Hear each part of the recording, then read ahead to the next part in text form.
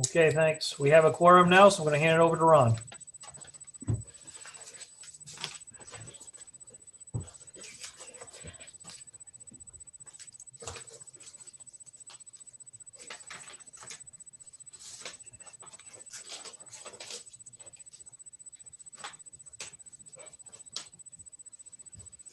Okay, we've got 2 public hearings tonight. The first one, C 2020-1890 of Sammy P. Incorporated, requesting approval to construct a temporary over the outlet of the Cedar Swamp on property located at 0 Mill Brook, Plainfield, map 10, block 17, lot 5.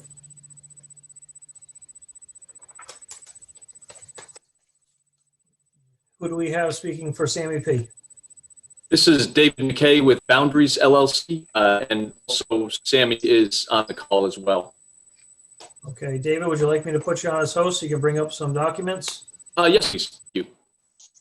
Thank you. Just don't forget to give me it back at the end. Okay.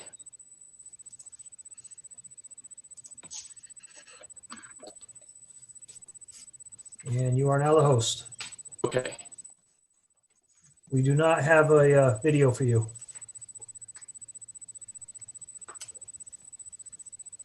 All right, I'll stop the video, start it again.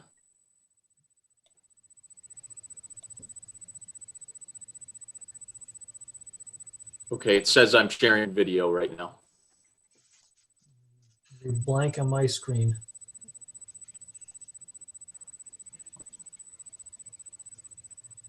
All right. It's showing up on my screen.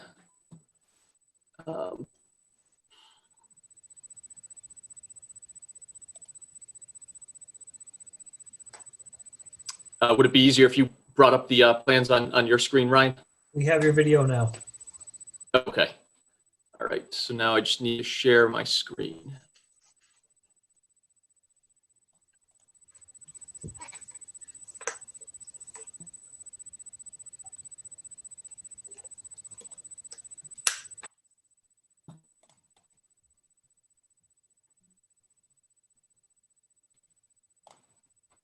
All right, it is not giving me the option to share my screen.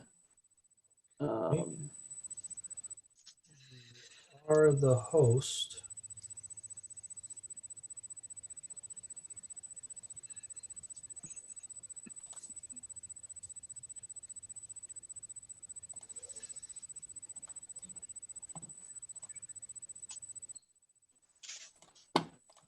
Yeah, I'm looking at all the places where it usually is high, and it is not giving me that option.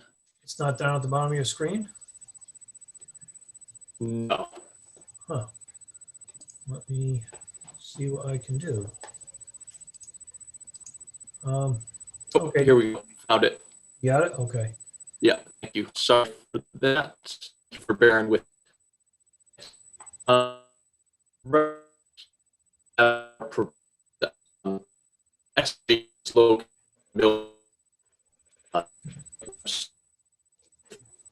David, can I stop you just for 1 second? Yes. So give me a second here.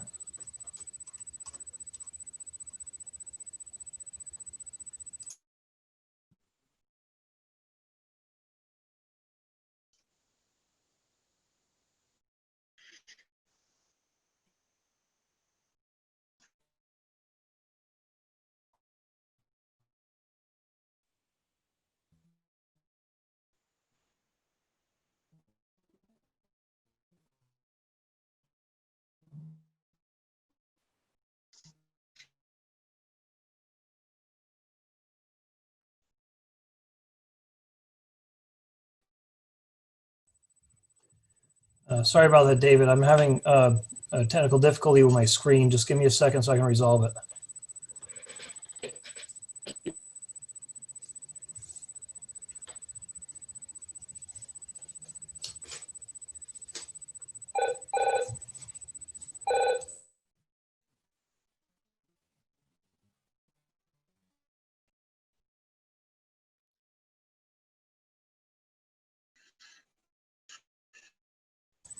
All right, let's give that a try. I was just freezing up, and I'm the one that has the recording, so I was just making sure that we're good on my end. Okay, no problem. All right. Proposed is located on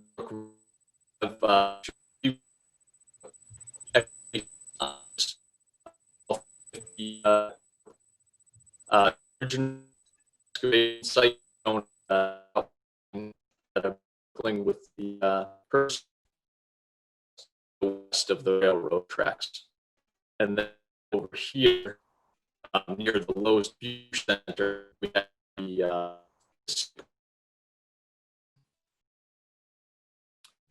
this area between is the Cedar Swamp, which we call that stream runs through this location right.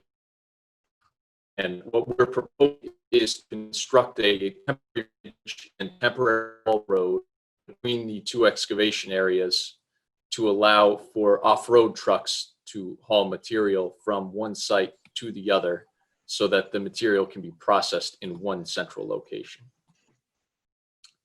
So I'll move down to the site plan for our proposed activity under this application. You can see here the limits of the wetlands are shown with this gray outline and the triangles on both sides here. So we've located this proposed crossing at the narrowest spot of the wetlands where the stream drains out. And the proposed bridge will encroach into this wetland area a little bit. It's a temporary structure. Our proposed activity is about 1,300 square feet. So our proposed activity to construct this bridge is to flatten out this area so timber mats can be laid out and stacked up to form bridge abutments. And then on top of those mats, the bridge deck will be placed to allow for the trucks to pass from one side of the excavation to the other. So then associated with that, we have the two gravel haul roads, 14-foot wide roads with 3-to-1 side slopes catching up to the existing grade or the proposed excavation grade. And then along each side of the haul road, we have water bars and a swale that'll collect stormwater runoff discharged to a sediment trap prior to draining back into the wetlands. We have one of those on each side. Runoff into the swale, water bar to make sure that any last bits of runoff gets into the sediment trap where the stormwater will be collected and treated before discharging back into the wetland area. The proposed bridge, I'm going to go to the next sheet. This shows our profile of the road. So right here with these symbols, they show you the stack of the timber mats that'll be used to create the approaches, abutment, and provide the support for the deck of the bridge. The clear opening, the clear span of the bridge is 20 feet wide. That provides for the opening to pass the 100-year storm event without any encroachment by the bridge. This line here is the 100-year storm elevation, and that's completely contained within the channel of the existing stream. And then above that, we provide a minimum of a foot of freeboard above that 100-year storm elevation. So 100-year storm, runoff's entering the cedar swamp. It'll be able to leave the swamp as fast as it's coming in. The bridge will not obstruct that flow. And then we can see on each side here, the slope of the haul road is 5% max. And that's just to control runoff velocities and also for the trucks accessing it, make the passage a bit easier instead of having a very steep road. And then you can see matching up to the grade within the limits of our two excavation areas. Move on to our last sheet. We have the standard notes and details. This plan set has been submitted to CHA, the town's consulting engineer, for review. We've addressed their comments, one of those being the addition of a construction sequence for the wetlands restoration. So this is a temporary bridge and temporary haul road. So at the end of the excavation, when the bridge is no longer needed, the bridge deck will be removed. The bridge timber mats used for the bridge abutments will be removed, and that area within the wetlands will be cleaned up and then seeded with a wetland seed mix. And similarly, the haul road no longer be necessary, so that gravel surface will be removed. Area will be loamed and then seeded with grass for stable, vegetated, long-term surface. These details here, we have the construction details for the temporary sediment trap, cross-section of the riprap spillway that leaves the sediment traps, cross-section for the haul road, cross-section for restoration of the haul road, putting in the new topsoil and subsoil at the end of the project. Detail for the water bar to direct stormwater runoff from the road surface into the swale. Detail for our vegetated swale, and then the jute netting installation detail. This netting will be installed in the swale and on the slopes as well to provide for a permanent stable surface. And then the standard wood chip berm and sediment fence details that'll be installed down gradient of our proposed work area. You can see shown with this symbol here, ringing the entire perimeter of the area that'll be cleared and excavated. Same thing on the other side.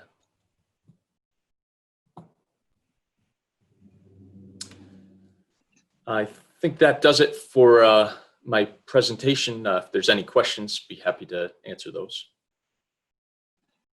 Can you pan over to the writing on the left where it has the restoration sequence? Yes. And kind of blow it up. There it is.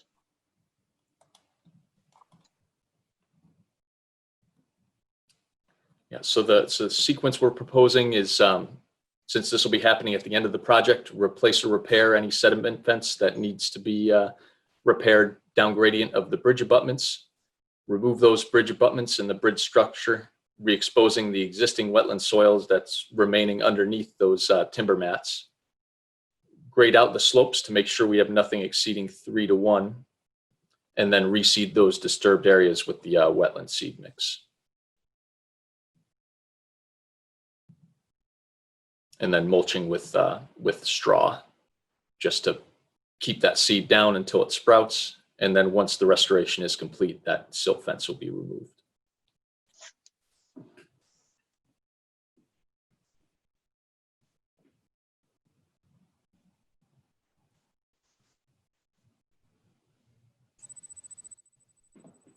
Do we have a wetland scientist survey of what the vegetation is in there now?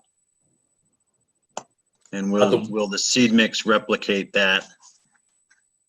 The seed mix we've selected was the New England Wetland seed mix by New England Wetlands Plants, Inc. I did not provide that to our soil scientist to have him confirm that is exactly the same as what's out there now. But that is kind of the standard mix that we specify for New England wetland areas.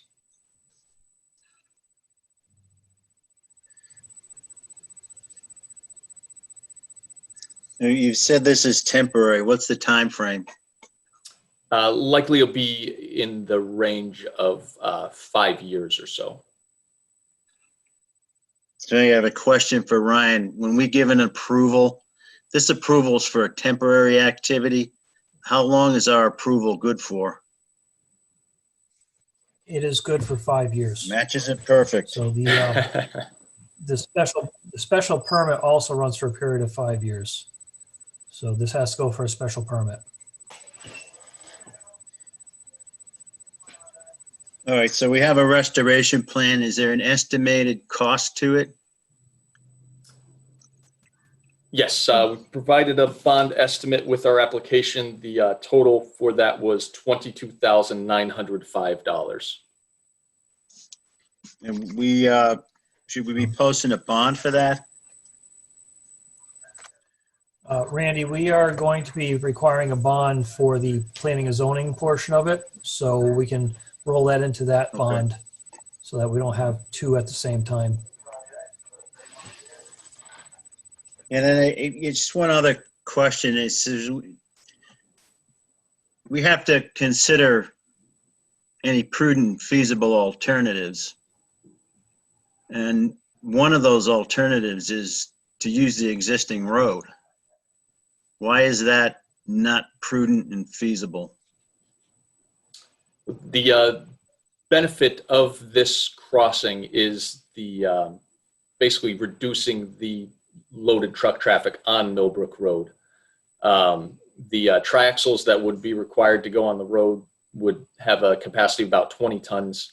The rock trucks that would be able to be used with this off-road route have capacity for about 40 or more tons of material. So it cuts down on the amount of vehicle trips between the two sites significantly, and also pretty much eliminates the vehicle traffic on Millbrook Road from one site to the other.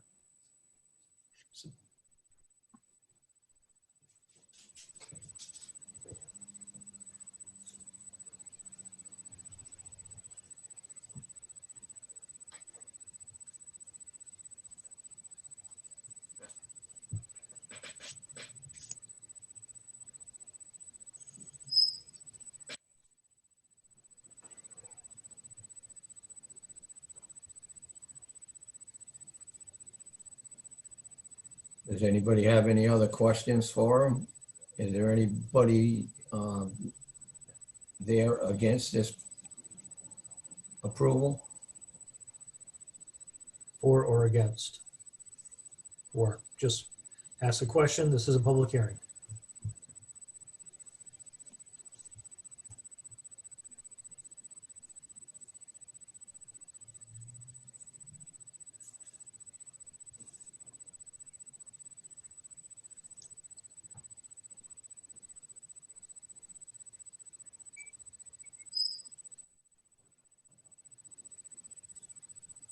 If not, I'll entertain a motion to close the public hearing.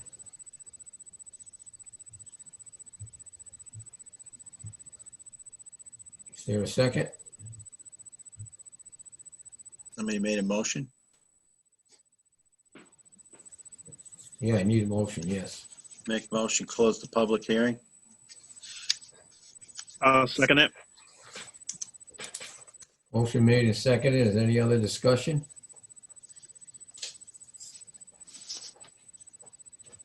If not, all those in favor say aye. Closing the public hearing. Aye. Aye. Aye. Okay, David, can I please have the host back? Yes, I'll stop screen sharing, and then hopefully I can do a better job giving this back than I did. Yeah, let's see. Okay, our second hearing of Exeter Group requesting approval to construct a 200,001 474 square feet warehouses associated with parking, drainage, access, driveway at 137 Lathrop Road, Plainfield, map 18, block 13, lots 11 and 12.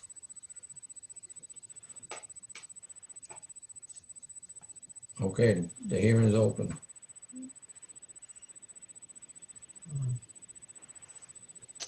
Good evening, Mr. Chairman, members of the commission. My name is Tom Cody. I'm an attorney at the firm of Robinson and Cole. Our office is located at 280 Trumbull Street in Hartford, Connecticut, and I'm here on behalf of the applicant, Exeter Property Group. I'd like to just quickly introduce the other members of our team that are with me this evening. First from Exeter is John Arndt. From Amazon.com, Brad Griggs. Senior Economic Development Manager, Michael Kelleher, Senior Program Manager with Amazon. Our professional team includes Matt Robillard, Professional Engineer with BL Companies, and Tim O'Sullivan, Professional Wetland Scientist with AECOM. So what we'd like to do this evening is present to you this application for a wetland permit for a warehouse project for Amazon at 137 Lathrop Road. We'll start our presentation with Matt Robillard, who will give you just a very brief overview of the site, where it is, and how it is situated. Brad Griggs will then describe for you the operations of this facility. And then Matt will take you through the site plan and show you how the site will be developed, and in particular point out the wetland and watercourse resources that are located on the site. And then we'll be more than happy to answer any questions that you have. So let me start by turning it over to Matt to sort of introduce the project. Matt's got control of the screen. We do have a PowerPoint to show you this evening, and Matt will quarterback that for us. All right. Thank you, Tom. I don't know if I have ability. I'm going to try to share my screen. It looks like I do have that ability. So You are the host, Matt. going. Fantastic. Thank you. So I'm going to bring up this PowerPoint here, and let me know if you have any issues seeing this. It looks like we probably have reversed here. So hold on one second. Looks good on Let my me end. just, you can see it full screen. Yep. So you should be able to see the full screen now. Yes. Excellent. Excellent. Let me just. Oh boy, I'm making a mess of it here. Sorry about that. So this property is 137 Lathrop Road. We're presenting here public hearing. So for those of you who are not familiar with the site, it's previously used for the old dog track. This is a historical photo from September of 2006 to kind of give you an overview of what this site previously looked like. You had the existing building here, you had the track where my cursor is now, and in the back here were the kennels. This is the Big Y plaza now, and the car dealership across the street. So I just wanted to show this image, to show you what this site looked like back in its heyday. And you can see where the Millbrook, I believe, is crossing through here. So we do have, and what it looks like more up to date now. So as you can see, this property has gone through it's been vacant for some time, since 2006. It was the last time image will show you, so you can see the deterioration of this existing vacant site now. I'm going to quickly bring up the site plan here, and before I pass off, I can pass off to Amazon.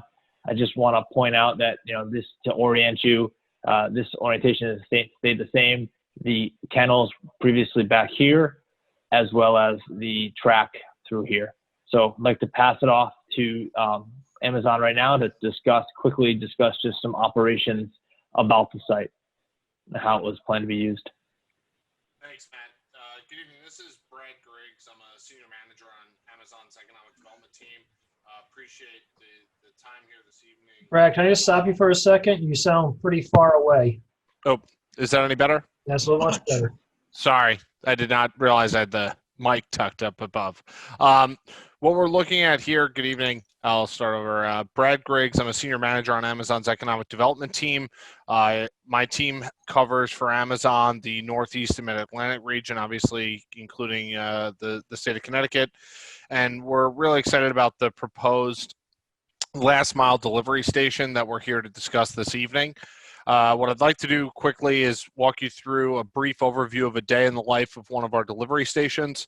The color-coded site plan you have in front of you helps to kind of direct which one of the pieces of the operation we're talking about here. So in the center of the screen, you notice the red area adjacent to the site. That is where the 18-wheeler tractor trailers will be coming in and out of the location.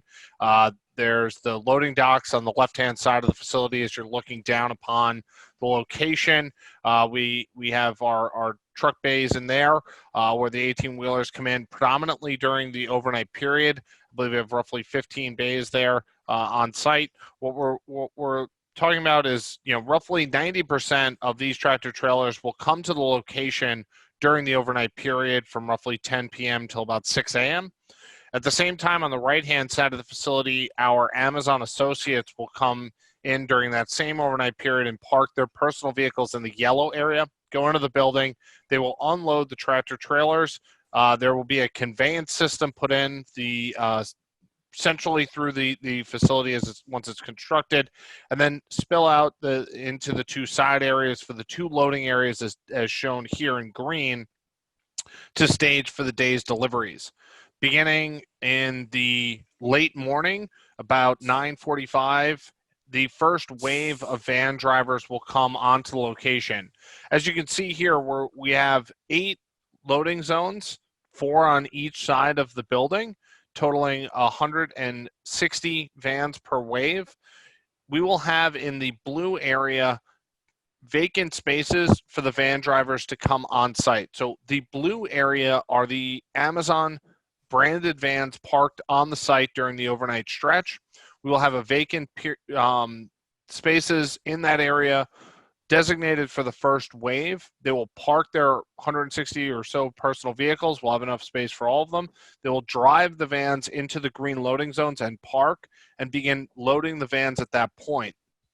It takes about 20 to 30 minutes per van to load. So at about 10 after 10, the first wave of vans will exit the facility. Now, we don't blow a whistle and have all 160 leave at the same time. They will exit the facility as they complete loading. One associate and one driver loads each van. As each van is loaded, they exit the facility and head out on their approximately 10-hour delivery route. While they are loading, the next wave of 160 drivers will come on site. They will now park in those vacated spaces that have now opened up as the first wave has driven into the loading zone. They will drive into the pink area, park, and wait to be in the staging area, waiting to go into the loading zone. At which point now the first wave has exited. The pink area will drive into the green loading zone. They will park, they will shut off their vans, and they will load again during the same 20 to 30 minute stretch and head out, and the cycle repeats itself. So as the day progresses through the morning, that blue area will cycle from vans to automobiles. At which point now the site will go quiet. The remaining 10% of the tractor trailers would come on site during the daytime period. We anticipate the morning van disbursements will be somewhere between 4 to 6 waves per day during the bulk of the year. That means that'll conclude at roughly about noon or 1 o'clock. At which point, as I said, we have the remaining 10% of the tractor trailers come on site, and we utilize our Amazon Flex program, which is Uber or Lyft, but for packages. If you're a registered driver with proof of insurance, you take a safety course with us and become a registered Amazon Flex driver. They would come in the afternoon, either 2:30 to 4 or 4 to 5:30, and they come and load their personal vehicles with packages.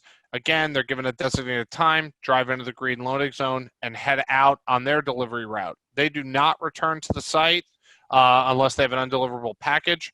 And then at the end of the day, at about 7 p.m., the vans begin returning again in the same sort of wave feathering pattern where they will come back starting at 7 in the same sort of waves that they went out in, park the van, get in their personal vehicle, and head home for the day.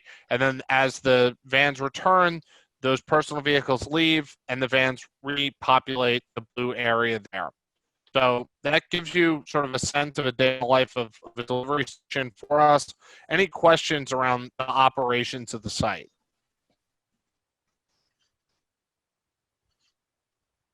Vans exit where?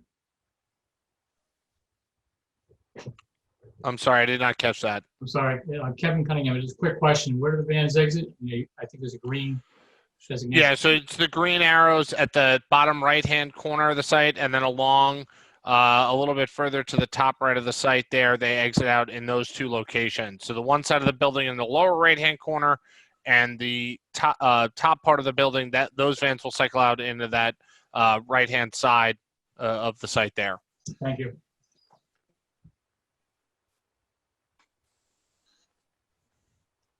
Okay.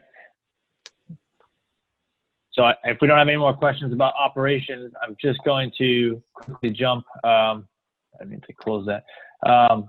Quickly jump over to our next slides here and discuss the site a little bit more detail. So as it's discussed, this property is approximately 61.45 acres. It was a larger piece of property previously. It was subdivided. The development's going to occur on 61.45 acres. It's about a 202,000 square foot, say average, plus or minus 202,000 square foot distribution center. You can see we have, landscaped islands, the parking spaces. We meet all of the town of Plainfield zoning regulations. We're in compliance with the town of Plainfield inland wetland watercourse regulations. All the designs were done with the 2004 stormwater manual and 2002 Connecticut guidelines for erosion control. So there are a few areas of concern, of wetland concerns here tonight that we'd like to discuss, just kind of to point out where these wetlands are. And so on this sheet right here, you can see that there is these red lines here are the buffer to wetlands on the site. So Tim O'Sullivan, who is on the call here, was wetland scientist, flagged this property for wetlands. There is a few vernal pools on the entire property, but in regards to these two parcels after subdivision, we are in a buffer for this existing vernal pool out over here. There's some that limit here is this orange dashed line, 750-foot buffer. So what this document shows you is the light blue is the existing current impervious, and the green would be any impervious work within the buffer zones, the regulated upland areas. There is an existing wetland, which was an old detention basin that was not maintained for a long period of time. Turned into wetlands, and we have a few other small areas of internal pockets of wetlands around here. So, as you can see, our impacts are in the upland areas. There's minimal impacts. Right at this new proposed entrance, we do have a crossing. So our actual impact in the wetland area were for outlets and for this crossing where there is a head wall work proposed. Just a little discussion about how the stormwater on the site works. What we tried to do was we tried to keep the existing patterns the same. We tried to keep the 3 discharge locations pre-post in order to maintain the same flows to each wetland, so that we didn't dry one out or add more water to another. So as you can see here, if we start looking at this, the purple are the drainage lines, and in this area, anything that's collected in this area will flow out to an underground system here. We have a proposed underground system that will overflow eventually an outlet via level spreader here. We do have this location, this area of pavement is going to be collected and discharged into the existing wetland basin here. And for the rest of the site, it all will be collected via this collection system and discharged into this detention basin right here. For erosion control, again, as I said, we're in compliance with the 2002 Connecticut guidelines for soil erosion and sediment control. We've utilized designated stockpile areas. We've utilized large sediment traps, sediment basins, in order to handle sediment control during construction.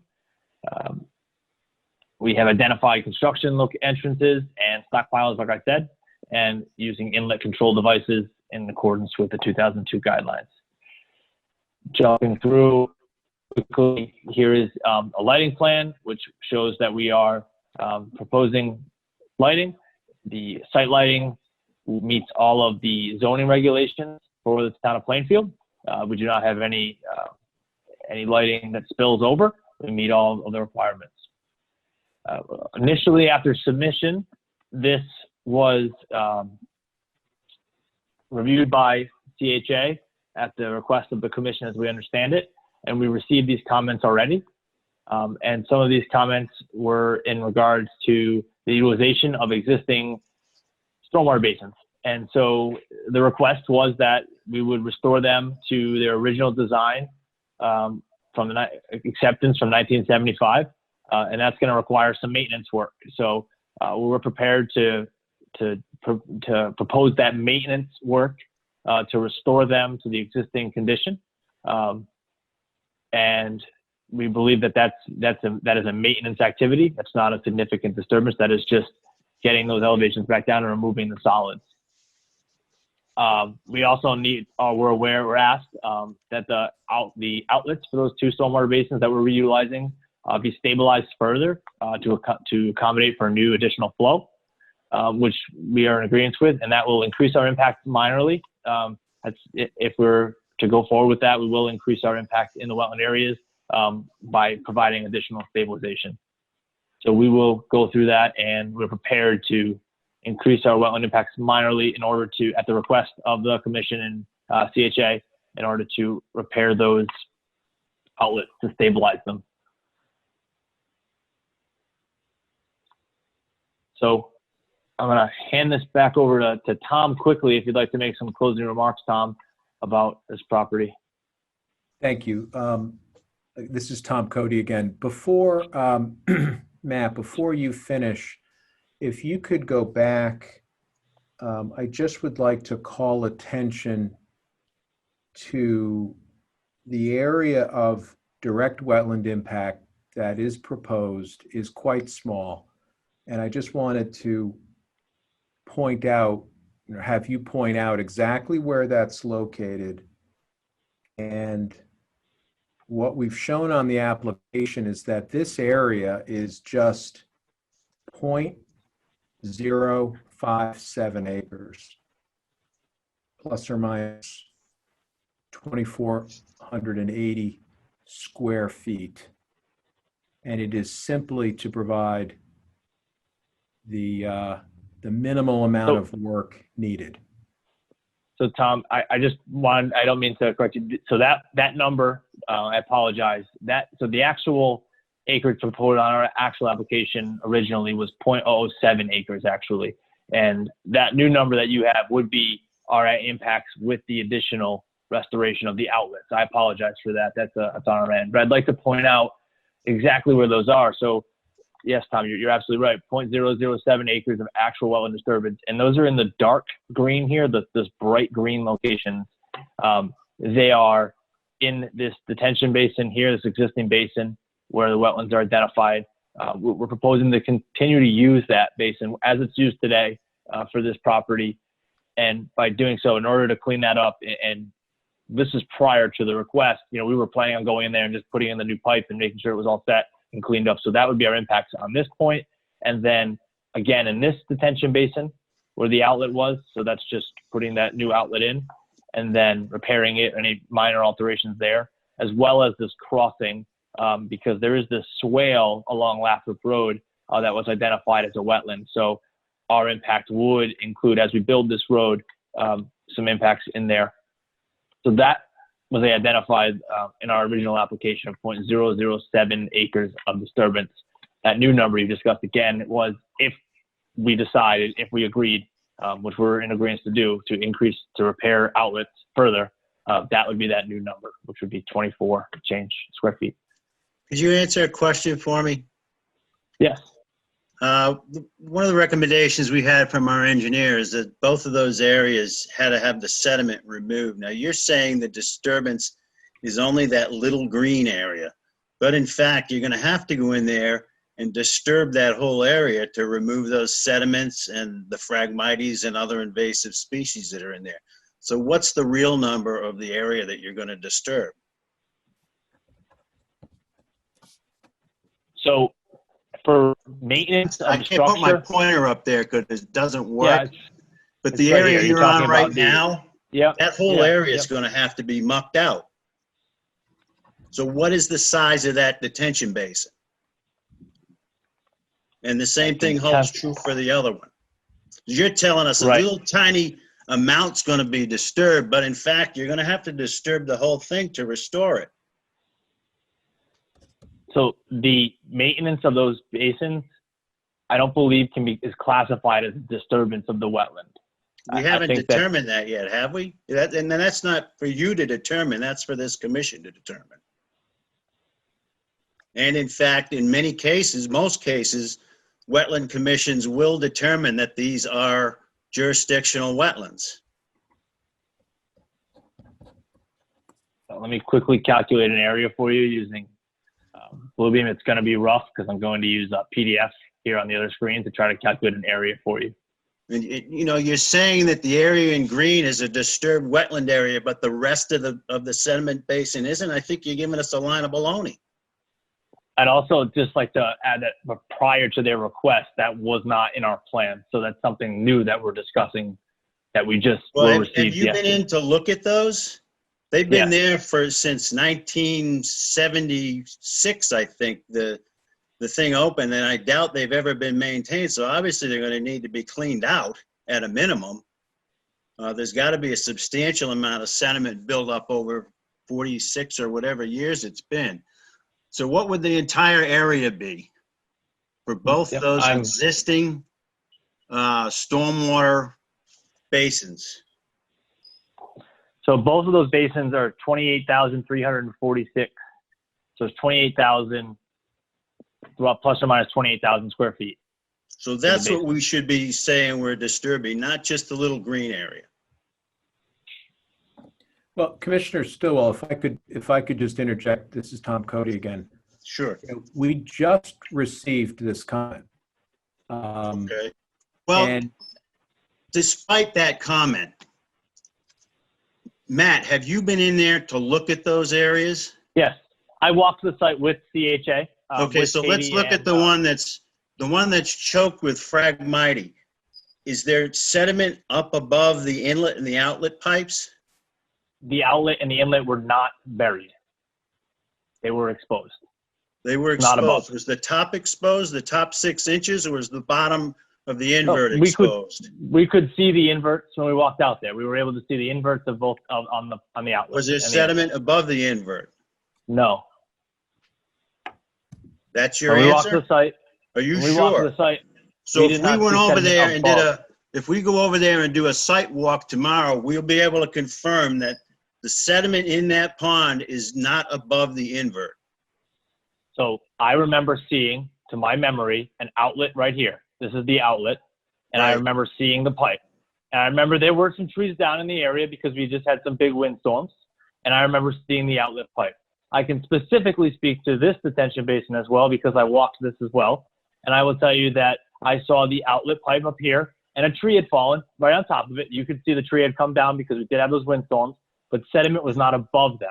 There was definitely deposits in the center of here. This is a little high. You could see that it almost was acting as I don't want to say, it was almost acting as a berm because there was salt. Things come down from the parking lot, but I could see the bottom of the inlet pipe on this pond and the outlet. It was under a tree, no doubt about it. And the tree Okay. was something we saw, and it was post windstorms. So I can say that. I can also say that I saw the inlet here, and I saw that the inlet was there. Was there sediment close to it? Perhaps. I don't remember perfectly. I'm not going to lie to you. I do not remember that inlet perfectly, but I do remember the outlet, and I remember seeing the outlet, the bottom of that pipe. Okay.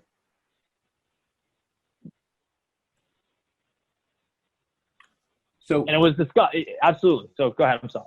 so Commissioner Stillwell, one of the questions we have for the commission is that we've just received this comment, and this is coming from your peer reviewer, but Yes. it's the commission's decision as to whether they would be interested in having us do this work.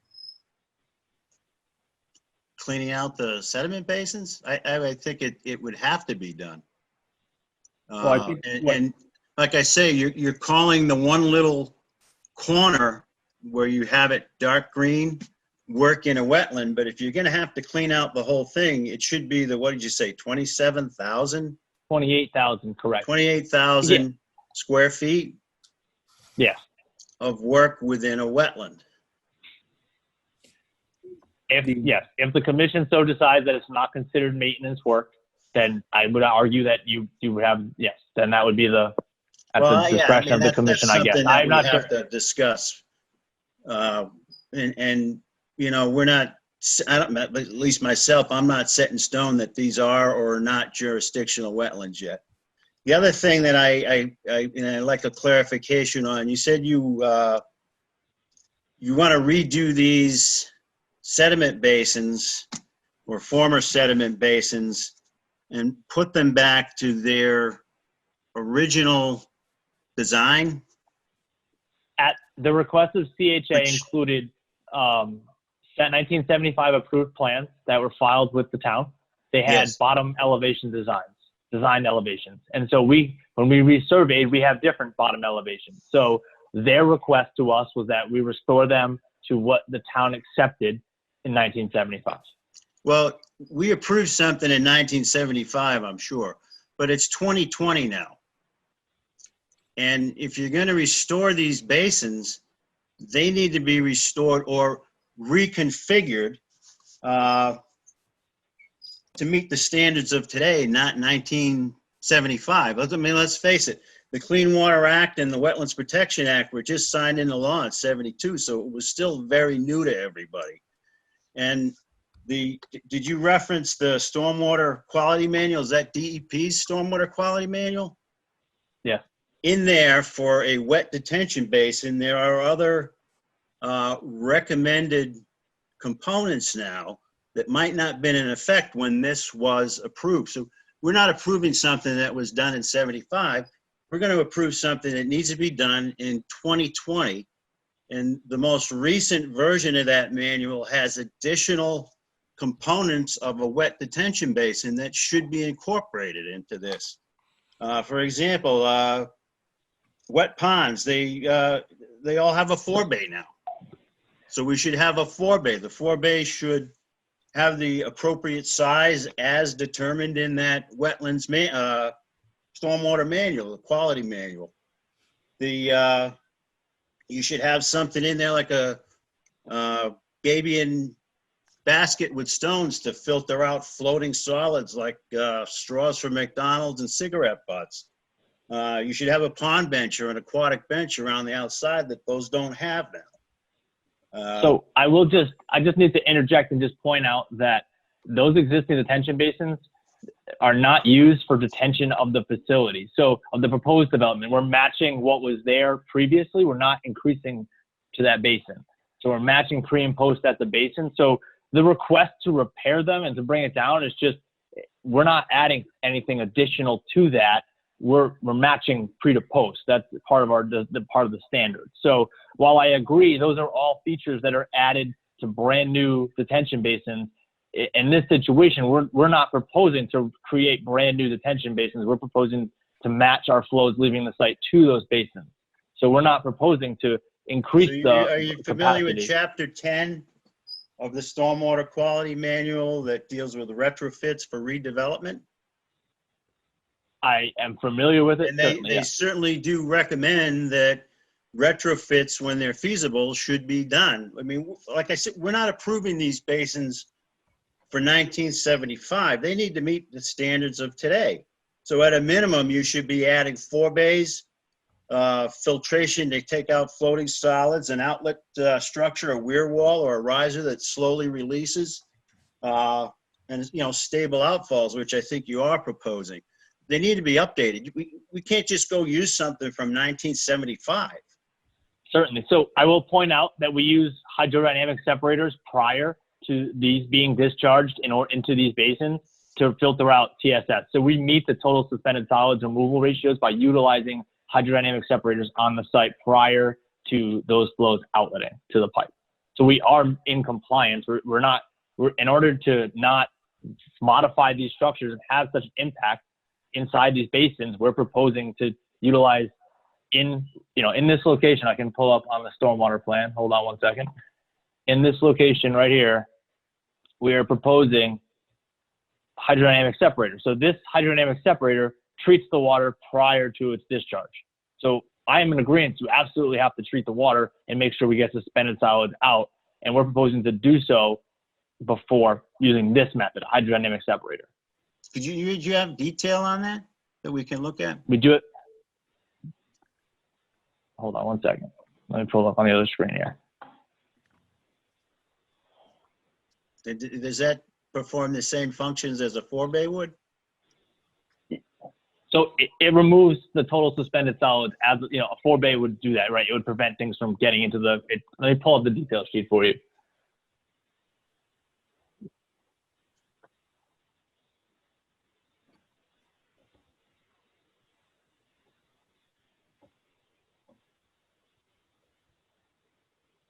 There's quite a few details for this project, so forgive me. I understand. It's a big project.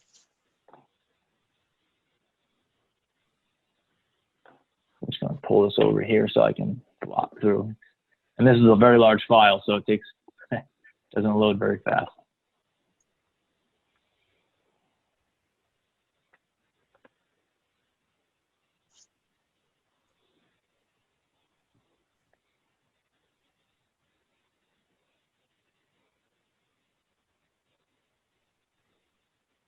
Getting there.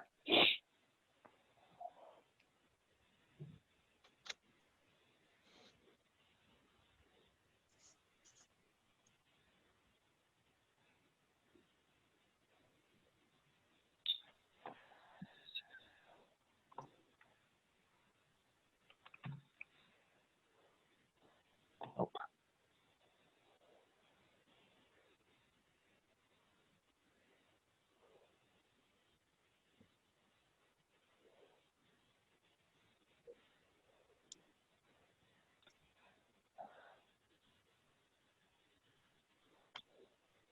So these structures, just to point out, I have time to, here we go. So these are a context structure. They're used to treat water quality, which is what we have to treat so much water to improve the water quality. And they're bypass. The only thing that bypasses is a high flow. They have a high flow bypass. So these details are, it's for the storm trap. So here's the water quality. This is a separator node. So oh geez. These are the details for those. I don't know why it won't let me zoom in. Yeah, Matt, we still see the PowerPoint. Oh, you do? I apologize. I'm on new share here. Thank you, Tom. So hopefully you can see Bluebeam now and see the. Yeah.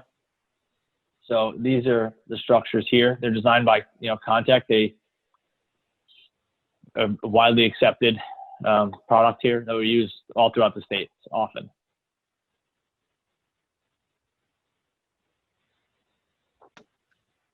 So water comes in as a permanent pool of water. The solids are suspended out, and as it fills up on the other side, the clean water leaves.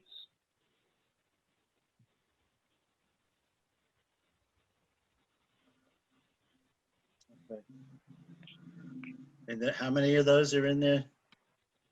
They're before every outfall. So we before any discharge, we have to separate the solids, which is part of the stormwater manual. We have to separate it 80%. So we meet that removal requirement.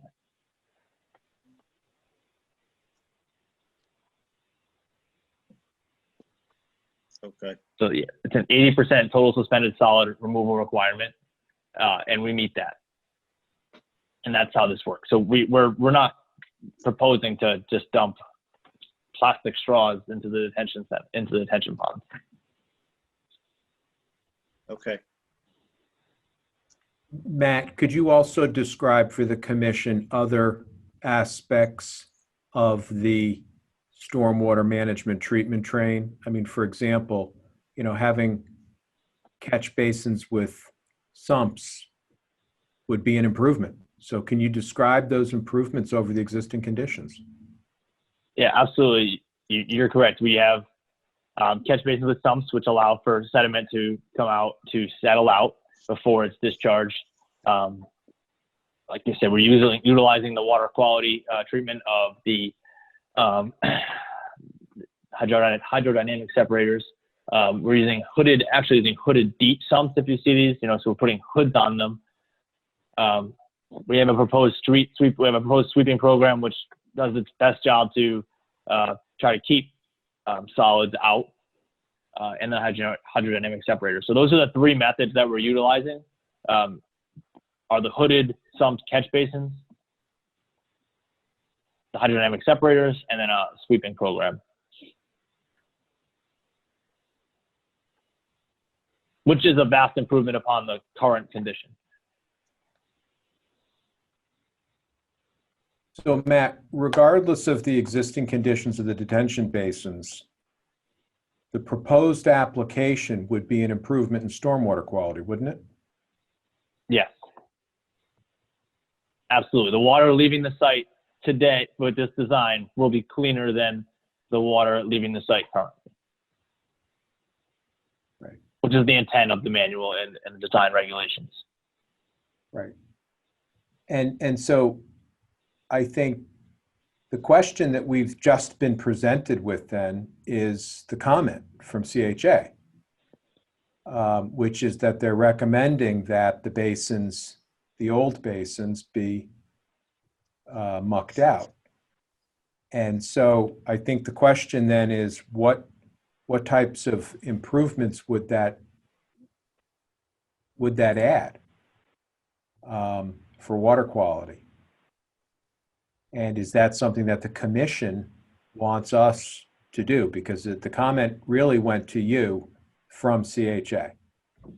And so that's a question we have for the commission, which we wanted to cover with you tonight, which is, do you want us to follow the condition that was suggested by your peer reviewer? Yeah, I think absolutely. That both of them need to be cleaned out so that they're the same depth that they were where they were originally put in, or deeper if need be.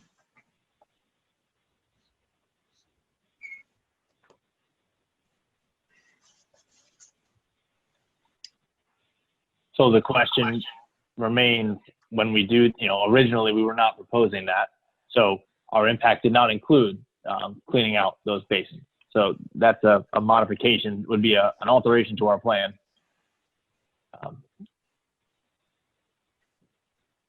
And I cannot say whether it would be a plus or minus at this point, just because we're accounting for the rate leaving the site currently matching what was. So our impact to those basins would not be impacted by that. That's why we have to control the rate of water leaving.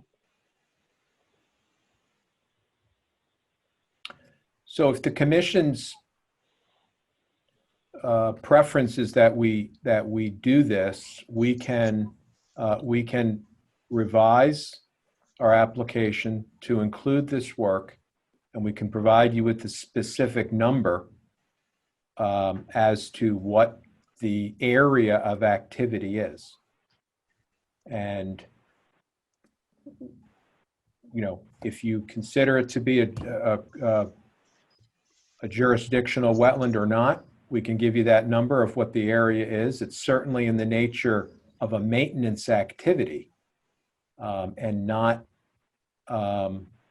it's not disturbance. It's not wetland disturbance for the purpose of expanding the size of the project. It's simply a maintenance type function. So we can do that and provide you with that information. Are there any other? I have a tendency to disagree with part of that statement, in that it's not a disturbance if you go in and muck out any existing pond or stream bed, or it's a disturbance. Well, if the commission doesn't want us to do it because it's a disturbance, then please tell us. I mean, we just we accept the fact that the work would include mucking that out. And that was the comment from the peer reviewer. If you don't think it's a good idea, then we won't do it.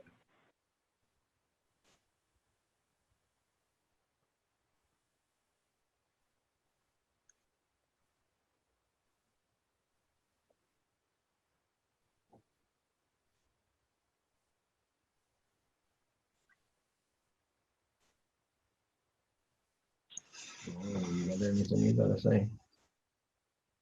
I'm Are thinking. there other questions for us?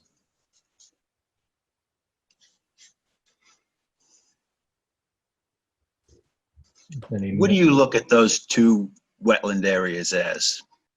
What do you think they are? What areas are you referring to?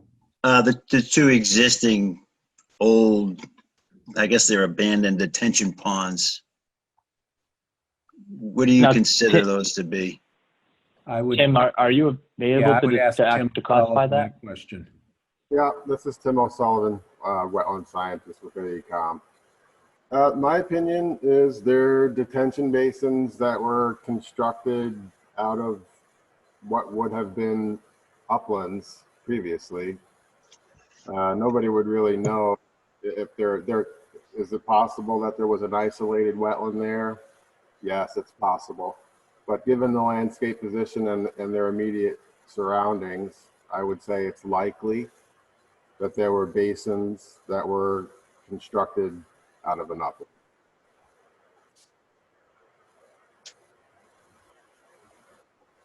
Well, I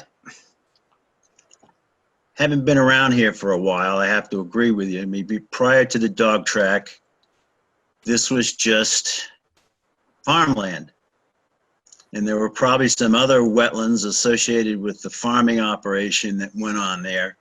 And, you know, I think all you'd have to do is review the historical aerial photo records, and you could see very easily that those two definitive areas didn't exist prior to the dog track.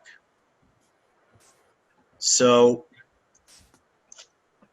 we've come across this before, and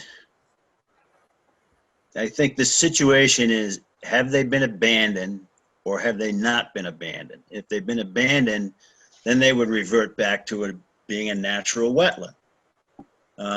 So what are your comments on that? Have they been abandoned? Well, is there, they appear to be functioning still as detention basins. You can see, because of the sediment patterns, the plunge holes at the inlets, and the concentrations and deposits of the sediment it all appears to be still active. I'd have to defer to the engineer to see if they know for sure, but that's what it is. That's what it appears to be. Are there catch basins in the old parking lot still? Yeah, there are catch basins, and water does discharge as it was originally designed to those locations. I think for Commissioner Stillwell, the answer to the question is clearly they have not been abandoned because we're incorporating them into the design. And their purpose is Well, still, and I can't speak for the whole commission, but if they're not abandoned and they were constructed for stormwater treatment, then you should clean the damn things out, put them back the way they were, upgrade them with, you know, a better, maybe a weir wall so that it releases the water slowly. If your system that's upstream does the same thing as a forebay, then that's fine. Let it do that.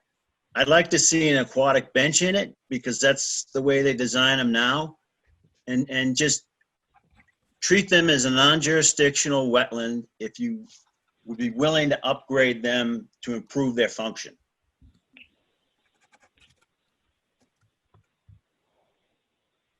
And that might just be putting a weir wall on the outlet, cleaning up the outlet where, you know, we have erosion, clean up the inlet, muck them out.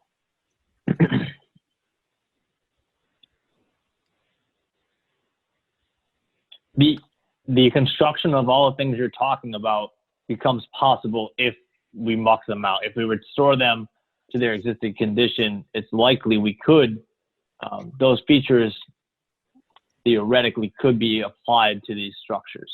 I don't see a Yeah, I reason think you just have engineeringly wise. You got an inlet pipe and then a straight outlet pipe, if I recall, and there's no regulation of the water flowing out where it should go in there, accumulate and be released slowly. That way you don't have thermal impacts on Millbrook or as big a thermal impact. But, you know, I think if we just concede that there's still treatment wetlands and you make them work better or at least as good, hopefully better than they originally were designed, because things have changed since 1975. Wetland treatment technology has changed, and it's changed for the better to improve water quality coming from facilities like this. So could you run through what you have a network of catch basins? They have deep sumps. Then it goes from there into your.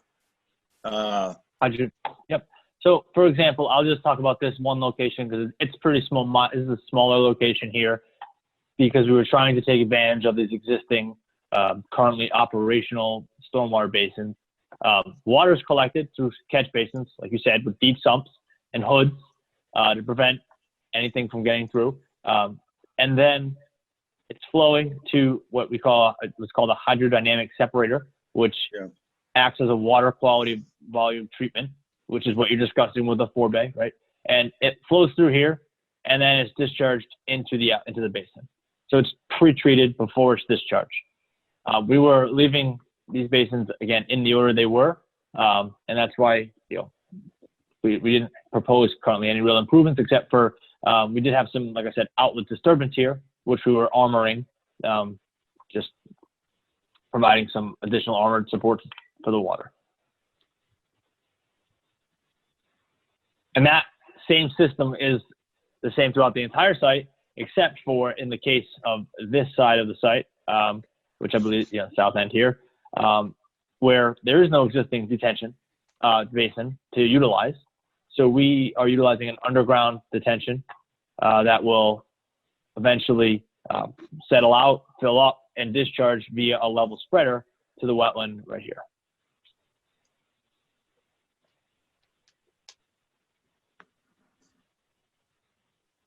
What is that, like So a we would Coltex do it, system? yeah. I can pull, I have it spec here, hold on. It's a Storm Tech or a contactor, a Storm Trap. So Storm Trap is the brand. There's many different brands out there, but we utilize Storm Trap in the system.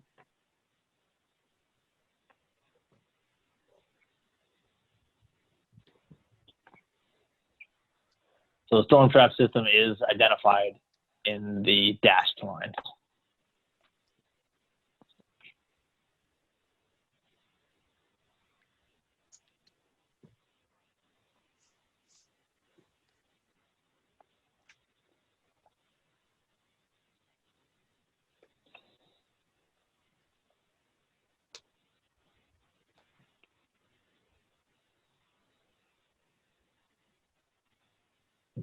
Okay, does anybody else have any other questions for our panel of experts here?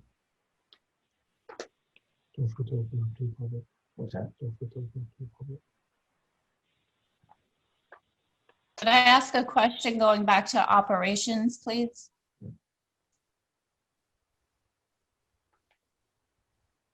What was that? I didn't get it. Yes, you may ask the question. This is a public hearing, so if people would like to ask questions to the presenters, you can. Okay, I do have a question. It's not in regards to wetland, it's more the site plan. There's currently a row of cedar trees and a wooden fence separating the dog track property and the properties across the street, directly across on Lathrop Road. On the site plan, I didn't see the wooden fence on the plan or on the demolition. So I'm wondering, do you intend to leave the wooden fence or to replace it?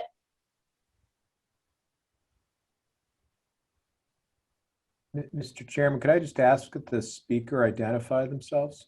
Heidi Kirschner. Can you can you briefly describe again? I'm trying to locate.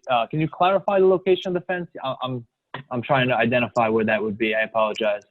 Sure, it would be between your truck entryways, where your driver vans enter and where your 18-wheelers enter. There's a So wooden you're fence. saying and- it's right through here. Can you see my cursor? So you're saying it's in this area here? Yes. All right. Yeah, so on your property, there's a row of cedar trees and there's a wooden fence.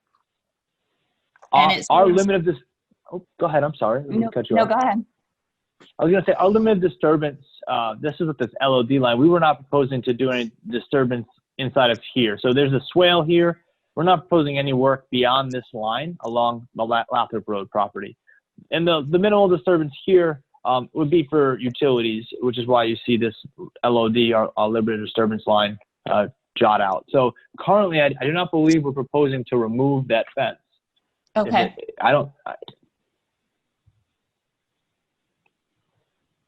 Okay, sounds good. Would you,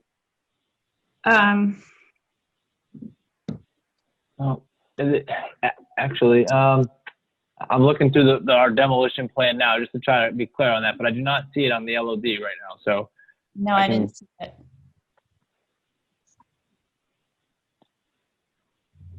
But it's certainly something we could talk further about. I can get you, and I know this project is required to go through zoning review as well.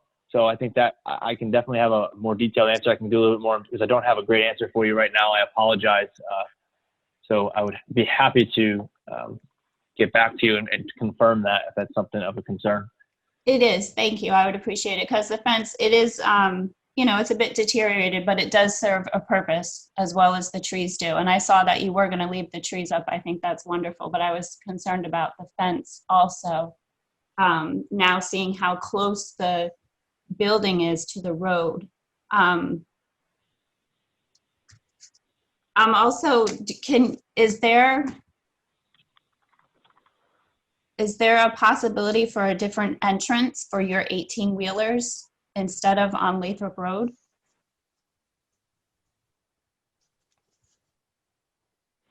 Unfortunately, I do not believe so.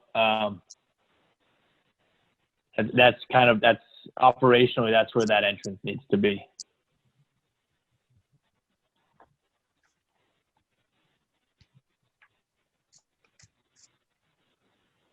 Okay, thank you.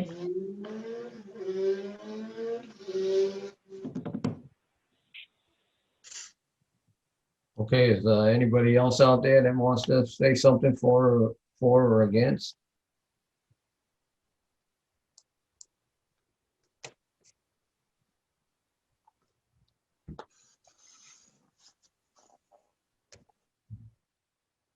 Okay, I guess I'll entertain a motion. So don't close the hearing because we need to get clarification on the basis. Hello, Yes? this is Polly Ogier from Moosup, Connecticut, part of town of Plainfield. I just had a question about I know Amazon, this is an Amazon project, correct? Is this an Amazon project, correct? And Yes, I know, Amazon is the anticipated tenant.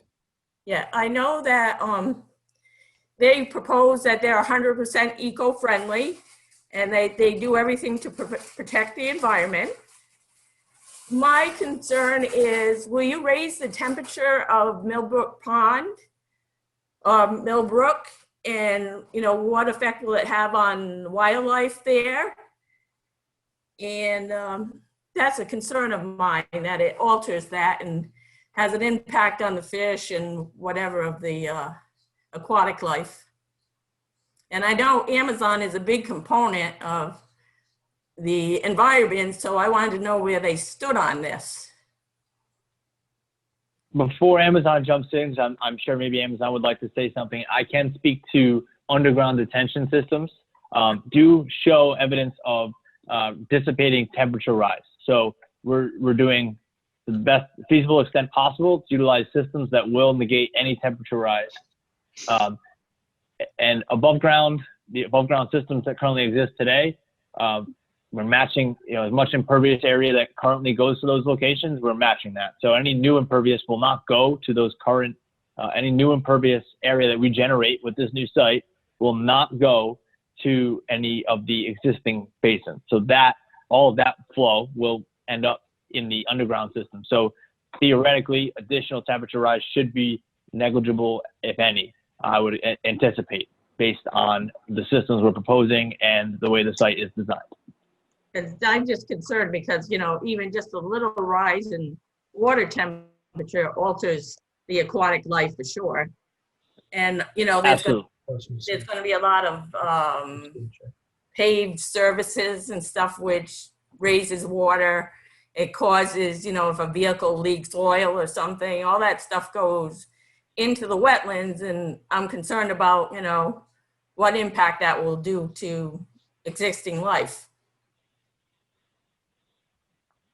So I can say the site is designed in order to reduce any risk of a contamination leaving the site using the hydrodynamic separators, using the underground infiltration system, detention system, and also using the hoods and the deep sumps. These are all approved Connecticut methods in order to reduce any risk of contamination to the wetlands, and that's part of our quality treatment. Okay, because I just, want to show my concern. Understood. For that, okay? Thank you. Absolutely.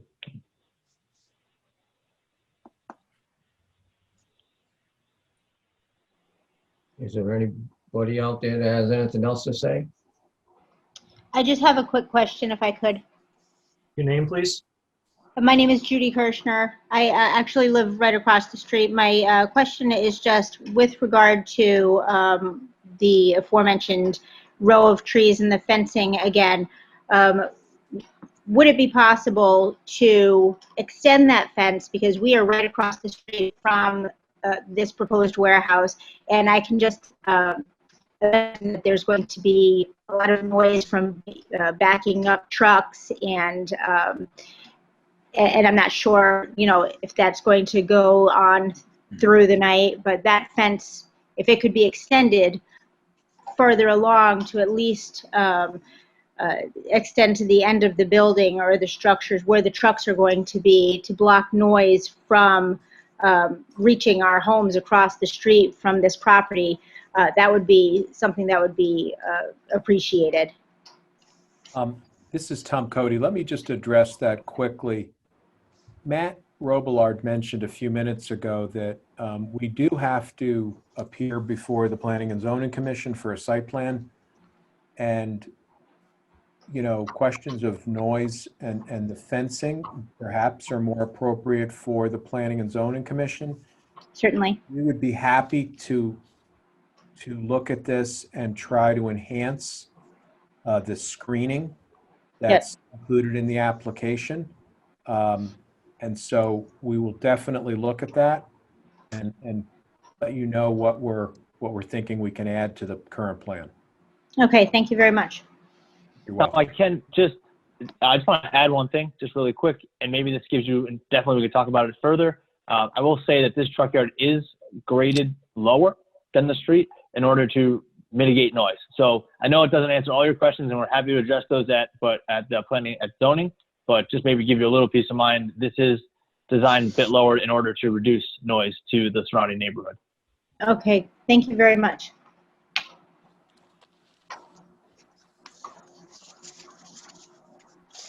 Do we have any other public that would like to comment?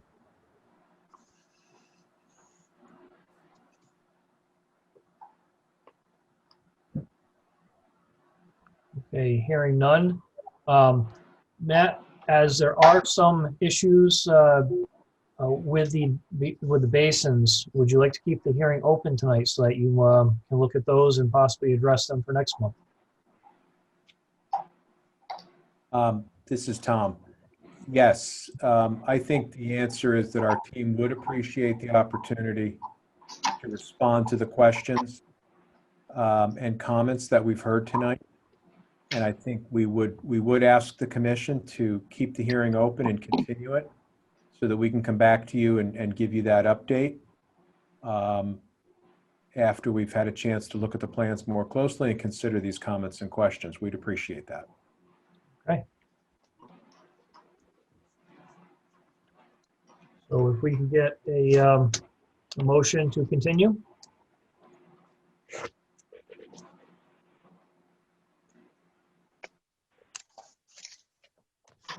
I'll make motion to continue the public hearing. Will it be till the November meeting Yes. Regular November meeting. or the regular November meeting? I'll second that. Motion's been made and seconded. Is there any other discussion? If not, all those in favor say aye. Aye. Aye. Opposed? Continue. Good. Thank you very much for your time this evening. We look forward to seeing you at your next meeting. Okay, thank you. And Matt, can I please have the host back?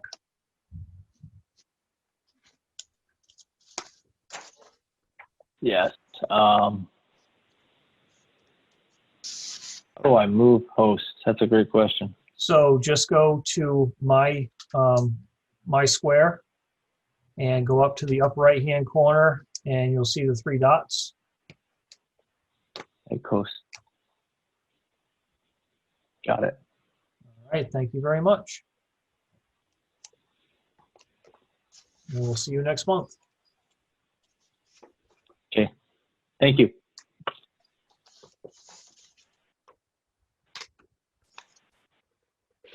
New business. Okay, now we'll continue with our regular meeting. The roll call.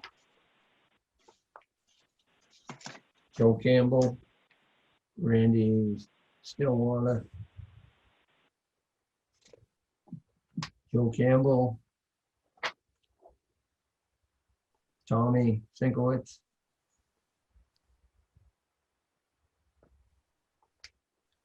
Yeah, call the meeting to order. The first item is act on the minutes of the meeting dated 9/15/2020.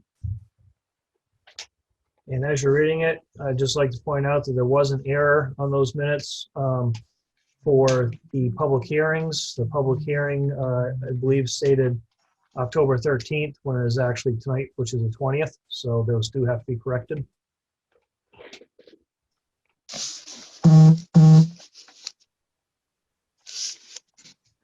I make a motion to approve the minutes with the correction as Ryan stated. Second. All those in favor say aye. Aye. Aye. Opposed? Motion passed.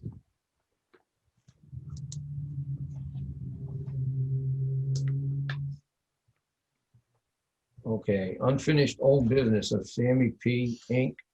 requesting approval to construct a temporary bridge over the outlet of Cedar Swamp on property located at 0 Millbrook Road, Plainfield, map 10, block 17 and lot 5. Is there any other discussion?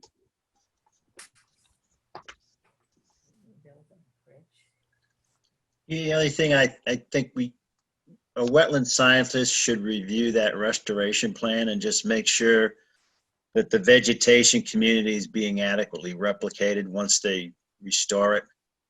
And they just need to understand that the approvals for 5 years. So in 5 years or sooner, they need to go in there, get the bridge out and restore it, or else come back and ask for another approval. So Randy, what is your suggestion? Would you like them to submit that to staff? Yeah, the restoration plan and a review by a soil scientist just to ensure that they're replicating what's there now, because a lot of times the seed mixes, they're just like for a wet meadow. And there might be more than that in there. I don't know. We'd have to have a wetland scientist look at it and tell us. So they might have to put some woody plants back in there or whatever, but just make sure that the wetland replication plan is adequate. Okay, so could I make a suggestion for a potential motion? Sure. So a condition to have the applicant provide a report by a soil scientist regarding the restoration, and just have that submitted to staff for the file so that they will follow the plan. Sounds good.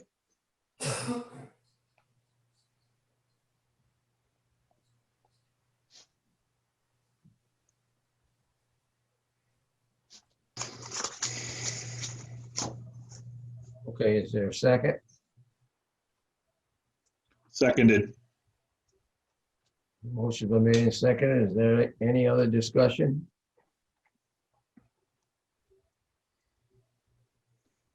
If none, all those in favor say aye. Aye. Aye. Aye. Opposed? Motion carried.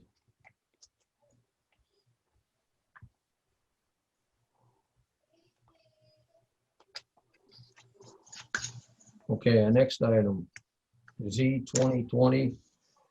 2020-1894 of Exeter Group. Well, we're continuing this anyway, right? Yep. So we don't have to do nothing with that. No, so Exeter Group has been continued to the November meeting.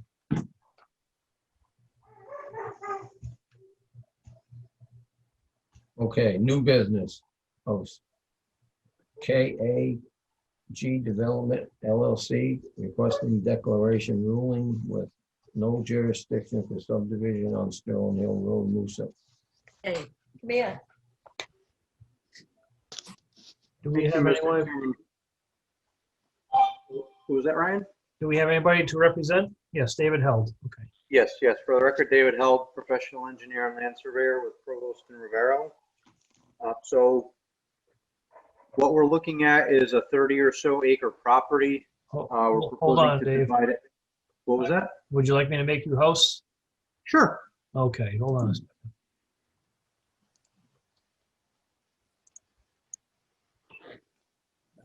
Okay, you should now be the host.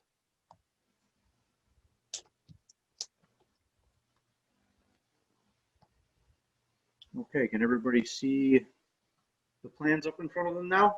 Yep. Okay, so this is about a 30 acre site.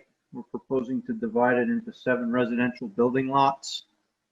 It's got frontage on Sterling Hill Road up here on the north side, frontage down in the southwest corner on Northern Drive, and also some frontage here on Gendron Road. So this line right here is Econk Brook that bisects the property and cuts off what is proposed lot 7 from the majority of the property here. There's also a small wetland area here along Sterling Hill Road. And the way this project is laid out, if I go down to the next sheet here, this shows you the proposed lots on Sterling Hill Road, which is 6 out of the 7 lots. And you can see this is wetland area here, Sterling Hill Road. This is a wetland that, for all intents and purposes, if you were standing in it, you would not be aware that you're standing in a wetland. This was flagged as a wetland because there are buried soil horizons there, which is one of the criteria in Connecticut, which has soil-based criteria rather than vegetation and ecological criteria for wetlands. Buried soil horizons is an indicator that sometime in history, it may have been 1,000 years ago, may have been 10,000 years ago, that area was subject to some sort of a flooding event which created those buried soil horizons. There is an area up closer to Sterling Hill Road where there are some sedges growing, which would be indicative of hydric soils and what you would more traditionally see in a wetland area. The majority of it has been historically used as an agricultural field for hay and corn. And if you go out there right now, you can see while there's some brush and small trees that have grown up, it's still essentially an open field area. But nevertheless, we are holding at least a 100-foot setback from this wetland, as well as a 100-foot setback from the Ekong Brook corridor with all of our proposed clearing, grading, and disturbance. So there are no regulated activities proposed with this subdivision. Going to the second site plan here, this shows Lot 7 fronting on Gendron Road. And again, you can see right here, this is the 100-foot regulated area, and we're holding our clearing limits back from that, probably more like 105 to 110 feet. This lot here will actually be tied into sanitary sewer, so there's no need for any disturbance back within that 100-foot regulated area. And I'm going to go back to the overall subdivision map. You can see here portions of Lot 2, including all the frontage on Northern Drive. This portion here of Lot 7, whose back boundary would be the center line of Ekong Brook. And this portion of Lot 6 here along the Ekong Brook corridor would be preserved through open space deed restrictions and covenants, so that basically that area would not be able to have structures built in it. The only clearing that could be done would be limited clearing as part of a long-term management plan, which would be prepared by a licensed forester, and that would require approvals prior to any work from the planning department. There would be no agricultural animals allowed in that area. So basically, all the things that you would expect to protect that wetland corridor in perpetuity. We have submitted the language for those covenants and restrictions to the Conservation Commission and to the Planning Department. The Conservation Commission has found them to be in keeping with what they want to preserve, and I would assume in keeping with what this commission would like to preserve as well. So again, there are no regulated activities proposed.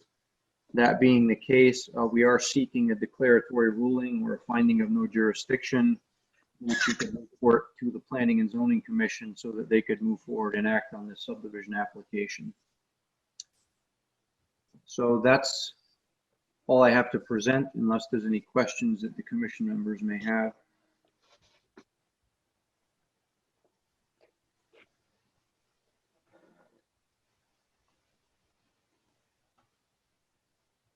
Is there work in the buffer zone or no? No, there's no activity proposed within 100 feet of the wetlands. Okay.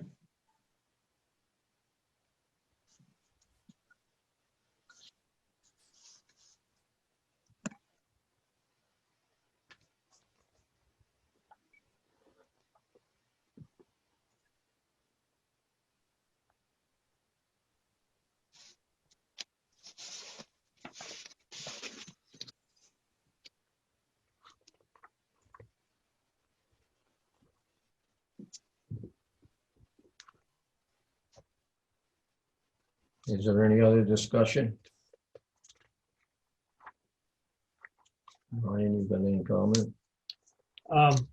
Yes, so as there is no work being proposed within 100 feet of the wetlands, which is our upland review area, the applicant is requesting a ruling of no jurisdiction so that this may proceed on to the Planning and Zoning Commission.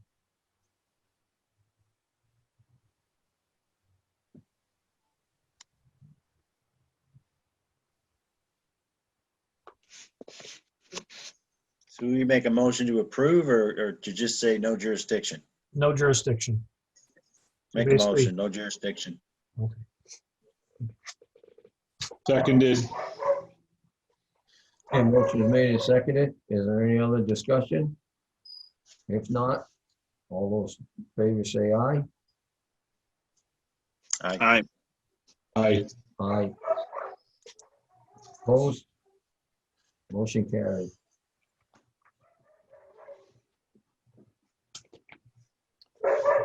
There's no agent approvals. What's that? No agent approvals.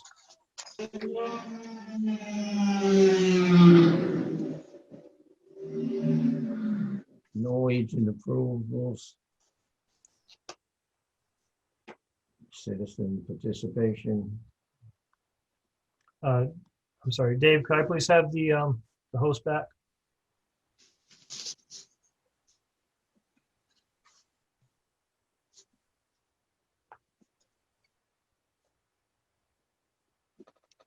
Okay. There you go. Be the host now. Thank you.